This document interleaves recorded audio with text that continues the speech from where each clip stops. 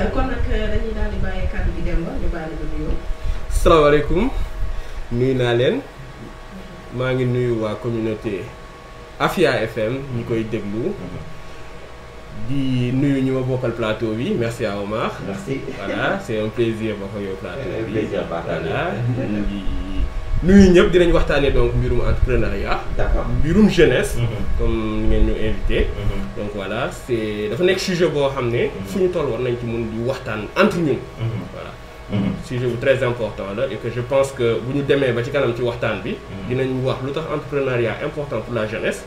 mais aussi lu tax ñu war a waxtaanee jeune parce que jeune mooy lépp réew. waaw jeune bu am réew rek am nga lépp. Absolument. te li ñu gis Sénégal. bëri na jeune mais peut-être gëmuñ ne ñoom ñoo mën a développer réew mi. Absolument. ñi ñuy jiite dañuy sous-estimer jeunes yi. alors que dañ leen a war a may doole. D'accord. parce que dëkk yi développé wu yëpp am naa chance yàlla may na ma. dem naa ci yenn dëkk yi développé yi. mais seen dëkk yooyu nag ay jeunes ñoo ko développé. D'accord. dinañ ci dugg dans le sujet. ayca Déborah. Déborah, vous pouvez présenter. Bonjour, moi c'est Déborah Gachet, donc je viens de France, je suis donc la femme de Monsieur Diop Dembaza. Donc nous sommes venus en France donc pour l'entreprise Digital IT et Leader Obstiné et pour mon projet personnel aussi qui est de découvrir donc les plats africains, notamment ceux du Sénégal en premier. D'accord. Comment vous trouvez le Sénégal? Moi j'adore ce pays. J'adore la culture et l'énergie que vous dégagez en fait. Ok. Ok. C'est un grand pays en vrai. merci beaucoup donc Demba jeune entrepreneur. mu yor ñaari société benn bi Digital IT beneen bi Leaders Obstiné donc damay bàyyi nga wax auditeur ñi lay déglu kan mooy Demba. waaw jërëjëf ci question bi alors Demba moom mi ngi juddoo Kaolack Sénégal centre du Sénégal fa laa juddoo fa laa yaroo fa laa màggee fa laa jàngee ba amee sama baccalauréat ci lycée bu ñuy wax lycée Valdiodio Ndiaye bu Kaolack bi ma amee sama bac lycée Valdiodio Ndiaye bu Kaolack yàlla may na ma ñëw université Cheikh Anta Diop def fi ñetti at jàng lu ñuy wax physique ak mécanique ak chimie.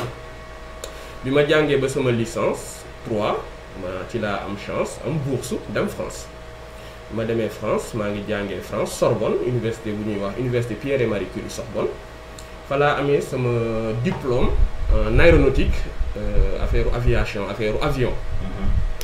bi ma amee sama diplôme affaire avion it voilà réalité wu terrain bi dëkk bi li mu doon laaj ak dëkk bi li mu soxla woon taxoon na mënuma woon liggéey ci domaine boobu noonu voilà parce que entreprise yi ma waroon a liggéeyal yëpp dañoo soxla woon ma jël nationalité dëkk boobu ma demoon mooy France mais man dama mës a gëm Sénégal te dama gëm ne war naa mën a nekk sénégalais bi ma nekk fépp fu ma dem liggéey ak ñoom des sénégalais bi ma doon voilà noonu dafa demee loolu tax ma dugg ci entreprise yi liggéey tuuti bi ma liggéeyee tuuti aussi je me suis rendu compte que ne fi ma bëgg a yegg sama carrière professionnelle mënuma rester sénégalais yegg ko ci dëkk bu ñuy wax France parce que dëkk boobu noonu pour nga yor yenn fonction yi en tant que ingénieur il faut nga yor seen nationalité parce que liggéey yi may liggéey affaire armement la dafa laaj sécurité affaire sécurité dëkk la mënoo ko liggéey en tant que amoo nationalité française donc jëluma woon nationalité bi tax ma dem changer domaine spécialisé wu maintenant lu ñuy woowee informatique nag dafa large dafa rëy famille bu rëy la man maa ngi spécialisé wu donc ci domaine bu ñuy wax RPA. robotique process automation. bi ma spécialisé wu ci loolu tamit liggéey naa ci entreprise yu mel ni Alliance française liggéey naa ci entreprise bu ñuy wax LMG la Mutuelle Générale de France. liggéey naa aussi pour la douane française liggéey naa aussi pour SNCF. réseau. voilà bi ma defee foofu juróomi at nag ma ne nag sama dëkk nag il est temps tamit. dellu voilà ñoom ñoo ma mayoon doole cotisation wu maire jaaykatu caaf bi cotisation wu boutiquier bi. cotisation wu sama papa sama yaay samay nijaay samay tonton waa koñ bi ñoo doon cotiser tax ñu doon fay ay professeur ñu may jàngal donc il est temps tamit ma dellu sama dëkk delloo tamit voilà xam nga nu ñu koy rendre à César ce qui appartient à César. D'accord. voilà ñoom ñoo ma mayoon doole dem naa jàng naa ba pare il est temps ma ñëwaat sama réew tamit andi expertise ak expérience bi nga xam ne am naa ko te yeggseegul fii. ndax bu ñu ko deful keneen du ñëw defal ñu ko. D'accord. te lu ñu seetloo tamit beneen côté dëkk bi daf ko soxla. y a pas mal de jeunes yoo xam ne expertise bi manqué na expérience bi manqué na njàng mi manqué na looloo tax Demba bii toog fii tey ñëw Sénégal. Diop en tant que jeune entrepreneur Demba Diop en tant que chef d'entreprise tey est-ce que mën nañu xam nan nga def wala nan nga def ba taxawal li nga xam ne moom mooy entreprise en France. waaw yombul woon nag. parce que man dama mës a entreprendre. déjà bi may nekk Sénégal. su ma jàngaan Kaolack ba école tëj. man damay ñëw parcelle unité 17. wut foofu sama table di jaay. dama doon jaay lu ñuy ay soccu ay guro dama doon jaay ay mouchoir yooyu laa doon jaay su ma jaayee ba vacances yi jeex. ma dajale li ma am. jënd samay cahier jënd samay li ma soxla. ak li ma samay mag ak samay papa ak sama yaay doon jàppale. ma ñëm ñibbi. bi ma koy def jamono boobu xaw ma woon sax luy entrepreneuriat. mais noonu laa doon def heure bu ma tëjaan damay ñëw ci sama tonton jox ma table ma daaj jaay dajale sama xaalis. fii ci Dakar. Kaolack laay jógee ñëw parcelle unité 17. marché boobu laa doon jaayee. ma jaayee ba 3 mois yi jeex ma delluwaat dem jàngi concentré wu sama jàng 9 mois ba année bi tëj ma ñëwaat. noonu laa doon def. bi ma demee nag ba am bac. ma ñëw fu ñu woowee Université Cheikh Anta Diop. foofu tamit entreprendre naa fa. parce que dama doon ut ay famille yoo xam ne damay jàngal seeni doom. ok weer bu dee ñu may fay. ok mais boobu noonu yëpp maa ngi ko doon def. amoon naa bourse. amoon naa bourse entière depuis la première année. mais dama mës a bëgg daal di dem di dimbale ñeneen. dama noonu sax am na ay famille yoo ma noonu liggéey ak ñoom bu weer bi dee ñu ma dafa xaw a dëgër ma ne leen garaaw. loolu taxutoon ma koy def. même université bi ma demee ba nekk 2e année dama doon dimbale ñu nekk ay première année. di leen defal ay cours particuliers. des fois ay étudiants lañ comme man. ñu am lañ la jox ma ne leen garaaw c'est la famille. ma def ko ba 2013 ma yàlla may ma chance ma am bourse ma dem France. ma demee France première année dama yegg si tag rek ubbi entreprise bu ñuy woowee Saint France Prescription. c'est-à-dire. lan mooy Saint France Prescription. entreprise la boo xam ne dañ ko ubbi woon ma nekk sama associé. docteur Diallo mi ngi Paris. dañ ko ubbi woon pour dimbale étudiants yi nekk UCAD Cheikh Anta Diop. te xamuñ nan la ñuy defee procédure Campus France. parce que bi ma koy def man en 2013. sama xarit yi ma doon àndal dañ naan pour nga def Campus France foog sa yaay jaay këram foog mu tay la ay oram alors que man am naa sama visa ba yegg naa France te kenn jaayul kër kenn taylewul dara. procédure bi laa topp normal j'ai pas payé fayu ma benn agence maa defal lépp sama bopp ba yàlla may ma visa sama famille fi ñu intervenir mooy jëndal ma billet ma dem jàngi. d'accord mais procédure bi yëpp maa ko defal sama bopp. nekkuma fi di dem ay cabinet di fay ay 250 000 ay 300 000 non man maa defal procédure bi sama bopp. ma yeggee France nag je me suis dit comme te découvrir naa benn processus de bout en bout. topp naa ko ba yàlla def ma am visa ba dem jàngi France. il est temps tamit ma dellu en arrière ku ko bëgg ma war la nu ñu koy defee. looloo taxoon ma créé entreprise bi ñuy wax Saint France Prescription. ci réseaux sociaux yi lu ci mel ni Facebook wala Instagram da nga gis benn voilà benn nit koo xam te ne day def benn post ne képp ku bëgg a dem France par exemple wala Canada. ku ko ci mën a éviter ko. parce que on est jeune. internet c'est ouvert à tout le monde. oui. téléphone bu ndaw bii ma yor sama poche. moo gën a puissant moo gën a am doole.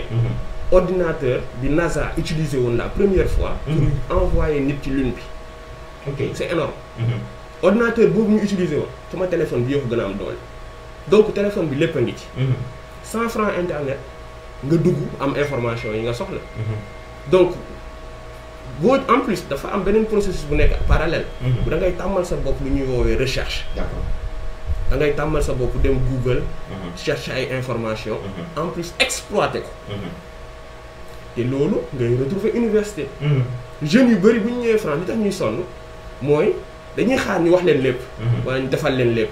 alors que monde bii ñu nekk nii kenn amul jotu kenn. oui. dafa am yenn yoo xam ne il faut nga tàmm di ko defal sa bopp. donc débrouillard noonu laa ko mën a tuddee. oui. donc il faut que jeunes yi tàmm lu ñooy débrouiller wu di dem di seetal seen bopp di trouver ay information di ko exploiter derrière. d'accord. man loolu daal laa leen di ñaax di leen ko conseiller. d'accord. fi mu toll nii wàllum automatisation. mën naa ne tey jii nii moom gën a soxal. parce que dafa nekk loo xam ne Sénégal soxla na ko. donc dañu bëgg a xam lan mooy say projet. très bien alors dama liggéey France pendant 5 ans juróomi at. kon yaa ngi France. maa ngi fa depuis 2013. 2013 laa fa dem mais ma fay dem niveau licence 3 laa fa demee. donc ñaari at laa jàng am sama diplôme. depuis boobu ma nekk nag di dama teel a liggéey na ma kii yàlla dafa def ma pare rek am liggéey macha allah. léegi ñu def li ñuy woowee automatisation. mais automatisation boobu bi ñu ci nekkee France ñoom ñu ngi su benn niveau boo xam ne par exemple ma joxe exemple terre à terre extrait de naissance. oui boo ko soxlaa France. da ngay dugg site mairie bi dem sa def sa numéro registre nga cliquer envoyé moi sama extrait de naissance 2 minutes après nga jot ko sa adresse mail nga imprimer ko sa bopp def ci li nga bëgg a def. ok en 2018 ma ñëw Sénégal sama passeport jeex ma war ko renouveler ma soxla ay yeneen këyit yu ma soxla woon à l'époque war a marié wu et cetera. ma demee defaree extrait da ngay ñëw 9h ñu jël sa demande ne la ñëw le lendemain pour récupérer si ko. waaye mu nekk procédure bu xaw a complexe. parce que tàmmoo quoi. exactement ok mu yéex ci man affaire bi choqué ma. bi ma demaatee nag ba ñibbi ma toog ma ne lii war nañ mën a def dara dëkk ba. absolument parce que France ñoom yegg nañ niveau boo xam ne peut-être tey sama entreprise dëgg la maa ngi liggéey ak assureurs yi maa ngi liggéey ak ay entreprises yu mag mais ban challenge moo ci am. oui amatutoon challenge.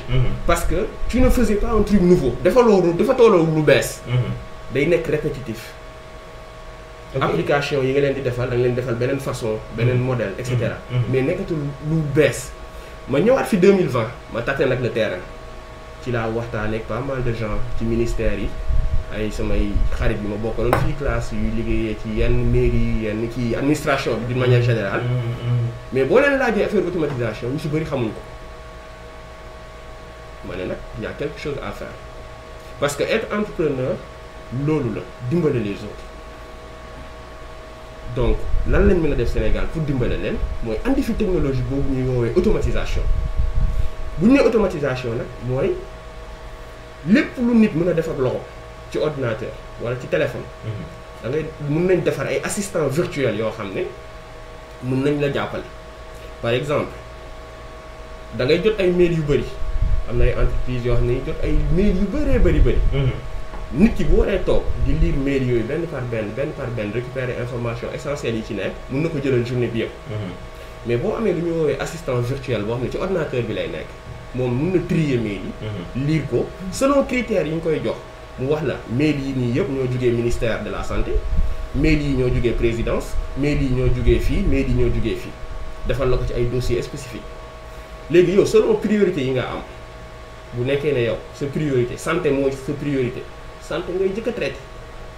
ça te fait gagner du temps te ça focalise sa attention ci benn affaire kese mais boo naree lire mailu santé mailu ministère mailu école bi sa jàngu doom bi et cetera sa xel mi day dem rek. day jaxasoo loolu noonu la ñuy woowee automatisation. assistant virtuel yi te loolu benn exemple bi ma joxe exemple bu ci ndaw la. automatisation dafay. intervenir ci domaine yëpp. par exemple bi feebar bi nii amee muy pandémie corona virus 2019 bii nii bi mu amee l'automatisation a été très impactant au niveau de la santé partout dans le monde. Bon. On a aidé beaucoup d'organismes dans le domaine de la santé. Comment? Par exemple test PCR yi. On a automatisé pas mal de processus yoo xam ne mooy tax résultats yi di gaaw. man bi may ñëw nii sama yoon bi maa ngi déparé Paris le 13. J'avais mon vol à 18h30. J'ai fait les tests PCR le matin même. À 8h. Avant même de prendre l'avion, on a reçu les résultats. Bon. Alors que le matin, la file d'attente était tellement longue qu'on se disait même on allait être bloqué pour ne pas monter dans l'avion. Oui. Alors qu'en France, tu vois des gens qui font le test 3 jours avant. Si. D'autres qui le font à moins de 48 heures avant. Si. Voilà. Moi, j'ai dit à ma femme, on le fait le matin. Je suis sûr qu'on va recevoir les résultats avant de monter dans l'avion. Et c'était le cas. Cette confiance, c'est pas de la devinette. Non. Parce que, dans mon système français, l'automatisation la ñuy utiliser. bu ñu la defalee test bi rek bu ñu amee sa code barre automatiquement day dem fi mu war a dem kooku def li muy def mu dem fi mu war a dem kooku def li muy def ñu yónnee le résultat bi direct ay robot ñoo koy toppatoo. déjà ñoom nga Sénégal indi fi projet bi pour tëral ko est-ce que fii nii bëri na ci ñoo xamante ne jàng nañu ko wala mën nañ leen koo teg wala mën nañ leen a dénk liggéey bi. waaw loolu nag dina jafe parce que bi ma ñëwee ba léegi yàlla may na ma def naa entretien ak environ 10 développeurs. ñi nga xam ne ñoom ñooy def informatique. ñooy développé site yeeg yooyu. mais ñi ma ci waxtaanal yëpp. ay développement site lañ may wax. alors que France développement site amatu fa. ah bon amatu fa. robot yi may wax nii nga xam ne man moom laay defar. robot yooyu ñoom ñooy defar ay site internet léegi. léegi nit ñi defaratuñu ay site. nit site internet France kenn defaratul site internet. Omar boo décidé léegi am site internet 5 minutes chrono nga am sa site internet total. da ngay ñëw ci site par exemple bu ñuy wax Wix c'est pas pour faire de la pub. Wix dégg nga ko. dégg naa publicité bi di dem parfois su may surfer ci internet bi damay gis ñu indi ma wix.com. loolu pour créer benn page shopping genre affaire mel noonu. en 5 minutes. da lay laaj lan mooy sa logo. lan mooy sa information principale bi ko bëgg a jaay. laaj lay information en moins de 2 minutes nga ron tontu question yooyu noonu yëpp nga bës entrée mu créer la sa site en 5 minutes. donc jeunes yi fi nekk ñoom mënaguñu def liggéey boobu mais li ñu mën li ñuy jàng mooy créer site. ñoom créer site internet. moo ëpp Sénégal. looloo tax sànq samay wax ma wax moo bu ñuy wax expertise. ñun en Afrique on a tendance américains yi moom dañu raw ay siècles. non way. Europe minimum rawee nañu 25 ans. oui. mais développement wu Afrique. man dama gëm ne war na mën a am ci bu ñu mettre suñu bopp à jour. au lieu ñuy xaar américains yi di ñu rawee 50 ans français yi di ñu rawee Europe d'une manière générale di ñu rawee 25 ans nañ dem tolloog ñoom niveau. comment ça mais loolu c'est dina xaw a difficile la. difficile honnêtement difficile. man tey moo ñëwee Sénégal xam naa ne li ma jàng expertise bi may andi bu ko fi installé. du ma ne amul ñu ko fi am parce que vérifié wu ma école yëpp. mais li ma leer ba leer bu amee ñu ko fiy liggéey. dañ lañ ko jàngi jee. nga bëgg former ay jeunes. c'est-à-dire ci da nga leen di former ci wàllu création. ci li nga jàng waaye da nga leen bëgg a créer ci wàllu entrepreneuriat wala. premièrement premier volet bi. dama ñëw sama entreprise dama ko diviser en 3 parties. donc volet formation bi. laa gën a mettre en avant au Sénégal. il faut que ma recruter ay développeurs former leen ci technologie bi ñuy wax RPA. d'accord. léegi formation bi ma ñëwee di ci waxtaan ak sama notaire tey si suba. daf ne ma est-ce que laajul ay attestation ma ne ko monde bi dafa avancé ay autorisation état ma ne ko monde bi dafa avancé. technologie RPA tey su ma leen ko doon jàngal. bu ñu jàngee ba cours bi jeex dañuy am diplôme. donc ban niveau ngay mën a am pour nga mën a recruter nit ki jàngal ko loolu noonu. foofu nag la difficulté bi nekk. parce que technologie yi may wax nii yëpp. anglais la.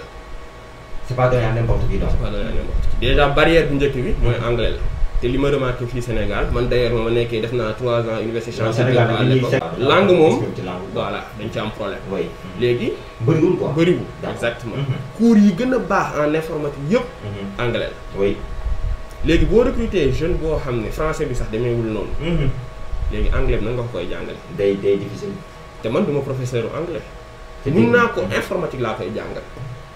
léegi bu ma lay jàngal informatique te yow déggoo wala suñ demee exemple bu gën a simple ma lay jàngal mathématique. te yow déggoo français. mathématique bi ma la koy jàngal ci langue bu ñuy wax français. naan la si Sidi part au marché avec 5000 francs mais boo comprendre si Sidi part au marché. problème bi ma lay wax doo ko comprendre. problème boobu nag laay rencontré instant yi. ok entretien yi ma def yëpp jeunes yi loolu lañ may wax ah man de anglais bi moom. waaw mën na nekk. mën na nekk tey su ma lay expliquer problème mu concret ni ñuy defaree rek biig bii nii. mën naa la ko expliquer ci olof. d'accord mais boo bëggee am diplôme bi. examen bi yaa ngi koy defee ci anglais. comprendre li ma lay wax. donc booy jàng ci langue bi bëgg a réciter ci beneen langue. mën na nekk barrière. oui liñ mën a def mooy tàmmal leen ñuy wax anglais bi. loolu nag. état daf ci am rôle bu mu ci war a jouer tamit. bu nekkee ne meilleure technologie yi monde bi yëpp koy utiliser ah. dëkk français bi ñuy làkk fu mu jógee du France. oui boo demee France boo déggul anglais duñ la jël liggéey. ah bon sama domaine boo déggul anglais mun na ko confirmer. Deux. Quand tu parles pas anglais en France, c'est difficile d'avoir un emploi. Ah ouais, non, c'est compliqué. Ah bon On demande forcément, en fait, si on parle en anglais. Forcément, dans un entretien, on nous demandera toujours si on parle anglais ou une autre langue, mais principalement l'anglais. mairie yi nga jot a waxtaanal d'accord nañu pour changer li nga xamante ne mooy doxalin bi nga xamante ne moom la ñuy jëfee ngir mën a am ay papier ci mairie bi donc am na ñoo xam ne jot ngaa duggante ak ñoom est-ce que mi ngi avancé. waaw alors démarrage bi nag moom tey laa am accord notaire comme quoi que tey si suba donc c'est une bonne nouvelle. jox na ma accord tey suba comme quoi mun naa démarrer. signé naa moom contrat yeeg yëpp. ñu ngi war a def publication dans le journal officiel et cetera. donc dans une semaine ma jot samay këyit. mais juridiquement mun naa démarrer tey tout ce qui est démarchage bu ma amoon tey contrat sax mun naa ko exécuter. ok voilà mais avant loolu def naa lu ñuy woowee étude de marché. mooy tâter le terrain. xool ndax li ma bëgg a andi su ma ko fi andee kan laa ko mën a defal. ak kan laa ci mën a liggéeyal. donc dans ce sens là approché naa effectivement ay mairie mais bi gën a marquant man c'est au niveau donc de comment dire IPRES. IPRES j'ai eu donc à diriger à discuter et à faire un entretien de présentation de ce que je peux faire avec un des DG dont je vais pas communiquer le nom ici. Voilà, il m'a appelé depuis Paris, on a discuté pendant presque 2 heures de temps. Oui. Je lui ai fait une démonstration avec madame de c'est quoi l'automatisation et qu'est-ce qu'on peut faire avec l'automatisation. À la suite donc de cette rencontre, c'est lui-même qui m'a invité à ce que, une fois que mon entreprise a été créée, j'ai les papiers et tout, madame seeti ko. moo demee avec suñu toog ñu waxtaan. dina ma mettre en relation ak chef technique am yi pour que ñu mën a intégrer l'automatisation dans ñoom seen processus yi. ok waaw parce que ñoom dañ koy soxla. ok parce que ça fait gagner énormément de temps. ok ça leur fera gagner énormément de temps voilà léegi nag équipe nu muy demee sama équipe ñooy ñëw chargé wu wala damay former équipe am terme yooyu discuter guñ ci terme contrat yeeg yooyu nan lay demee. Dans ce même processus aussi waxtaan nag ay pas mal de mairies. J'ai été à Kaolack ci processus bi nii approché naa ay nit expliqué naa leen concept bi mais le problème mooy l'être humain bu déggee lu ñuy woowee automatisation moom day dégg ay robots bu déggee ay robots day foog ne ay robots yu ñëw remplacer nit ñi la. ok alors que du loolu ñi ma approché loolu la ñu ma wax direct mais loolu tey boo ko defaroon ba extrait yi tey nit day toog këram soxla extrait 2 minutes mu dugg ci site bi def numéro registre am imprimer extrait am. fay ko extrait 300 wala 200 quelque chose comme ça. waaw pour nga mën a jot rek est-ce que tamit ak l'automatisation boobu ngay def noonu mairie dina ci gisati boppam ci weccet boobu nga xam ne moom mooy dugg ci mairie bi aussi tamit ça pose problème. ça pose problème. oui foofu laa ko déggee. noonu laa ko comprendre comme ni nga ko expliquer. parce que ñenn ñi dañuy xalaat ne boo ko automatiser. man dootuma amati liggéey parce que sama liggéey mooy defar ay extrait encaisser 300 bi. donc boo ko automatiser man sama liggéey léegi. day yàqu. maanaam automatisation bi boo ko defee peut-être amaana mën na rey Sénégal te ku ne xam ne mën na rey emploi Sénégal te ku ne xam ne mairie bi am na ñoom dañuy recruter uniquement pour loolu tamit est-ce que yaa ngi ci bàyyi xel. ma ci bàyyi xel dans le sens où. bu ñu automatisation nit ñi certes foofu la ñuy xalaatee damay ñàkk sama liggéey 300 ya ma doon récupérer dootuma ko récupérer ci foofu la ñuy xalaatee. mais bu ñu xoolee ci histoire. parce que il faut toujours retourner dans ci histoire. bu ñu delloo ci histoire révolution industrielle bi mu amee. ñu bëri loolu lañ doon wax. révolution industrielle bu amee dañuy ñàkk suñuy liggéey. dootuñu liggéey et cetera mais demeewul noonu bu révolution amee rek day créer ay lu ñuy woowee technologie yu bees. technologie yu bees yooyu bu ñu ñëwee dañuy andiwaale seeni liggéeyu bopp. te 21e siècle bii ñu nekk nii ku yaakaar ne damay am sama liggéey def ko ñibbi sama kër tëdd jeex na. dinaa ko mën a liggéeyee noonu ba may dee yaa ngi nax sa bopp. il faut que nit ñi di former wu continuellement. d'accord. il faut que nit ñi di former wu di réactualiser wu. parce que jamono day dox il faut ngay dox di ànd ak moom. man tey mën naa monter photo. dem naa ba mën naa ko ba nga xam ne soo ma yee 4 heures du matin su ma monter la photo. nga Omar. nga automatisation bi foofu domaine boo dugg rek. mën nga ci génnee exemple. tey Sénégal donc su may seetaan télé Sénégal da ngay dégg ñu naan population bi 16 millions la ñi naan la 17 millions mënuñ la wax sax population bi ñaata la. oui. bac bi da ngay dégg ñu naan la 250 000 ñoo am 200 mënuñ la wax exactement ñaata la parce que lan automatiser wuñu dëkk bi dañ ko war a automatiser. defar ay base de données yoo xam ne tey état bu soxlaa xam Sénégal actuellement. heure bi may wax ak yow ni ñaata jeune moo fi nekk. base de données bi lay dugg rek mu ne ko temps la. oui. Sénégal bu buggee xam ñaata jeune yi nekk Sénégal ñoo jël tey avion day dugg ci base de données bi ñu ne ko temps la ñaata jeune ñoo juddu tey. état bi palais la ñuy toog. cliquer benn clic mu ne ko temps la mais loolu nan lañ koy defee. bu nekkee ne dëkk bi amuñu ay base de données. automatisation bi dafa large fi mu domaine d'implication yi ci boppam moo large. muy administration domaine boo laal rek y a des choses yoo xam ne moom mooy créer du retard. retard yooyu nag muy engendrer par exemple man pas plus tard que tey si suba dama soxla woon lu ñuy woowee casier judiciaire mais comme te Kaolack laa juddoo dama woote Kaolack les casiers judiciaires dañ koy déposer tey jëli ko suba 16h xaw ma tey si 16h alors que man maa ngi am rendez-vous notaire tey si suba. te créneau bu dégagé wu la mu woo ma ne ma Demba am naa créneau entre 11h et midi de est-ce que di nga mën a ñëw. ma ne ko maa ngi jël taxi léegi maa ngi ñëw mais bi ma ñëwee effectivement casier judiciaire mun moo ko andiwaale. waaw am naa ci nag ay partenaires bu ci maa ngi ci mais pas partenaires yi France lañ gën a nekk que Sénégal actuellement. ci France mun naa citer donc entreprise bu ñuy wax. Exigence IT. entreprise boobu tam benn sénégalais bu ñuy wax Moustapha Thiam. moom moo ko créé. donc il fait du bon boulot sur Paris. créé benn mouvement bu ñuy wax MSDA mouvement solidaire pour le développement de l'Afrique. créé aussi entreprise am de RH. de ressources humaines. donc ñun au niveau de Paris moom mooy gérer suñu wàllu recrutement moom moo ñu recruter il nous met aussi pas mal de relations avec des clients yoo xam ne moom day liggéey ak ñoom donc moom moo ñu accompagner dans ce même processus ci suñu implantation au Sénégal voilà am na CCI bu Paris chambre de commerce et d'industrie donc de Paris plus précisément de Cergy-Pontoise dañ may accompagner aussi je travaille aussi avec la banque BNP Paribas de France. ñooñu ñooy samay partenaires mais au niveau de Sénégal moom concrètement maa ngi démarché entreprise bu ci mel ni IT for Life ñoom ay français lañ yu ñëwoon Sénégal vacances gis côté social bi ni mu demee ñoom tamit ñu mujj toog Sénégal créé fi seen entreprise. j'ai pas mal discuté ak ñoom avant maa ñëw mais bi ma ñëwee Sénégal ba léegi amaguñ jotu toog concrétiser voilà mais entreprise sénégalaise 100% sénégalais au Sénégal amaguma ci partenaire. D'accord.